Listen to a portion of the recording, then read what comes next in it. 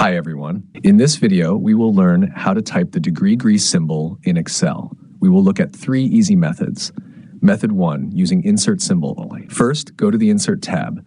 In the Symbols section, click on Symbol. A dialog box will open. By default, you will be in the Basic Latin subset. Scroll down a little and you will find the degree Greece symbol. Click on it, then click Insert. The degree symbol will be added to your cell.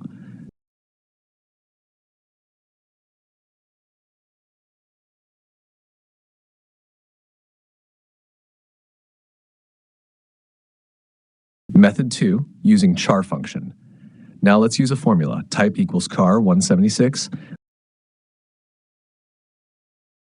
Then press enter. Excel will instantly return the degree symbol Greece. Method 3, using equation. Go to the Insert tab again. Click on Equation. Here you will see options like degree symbol degree, degree Celsius, degree Fahrenheit, degrees Fahrenheit. Select whichever you need and it will be inserted. And that's how you can type the degree symbol in Excel using different methods. To learn more useful Excel tutorials, watch my other videos. Thanks for watching and subscribe.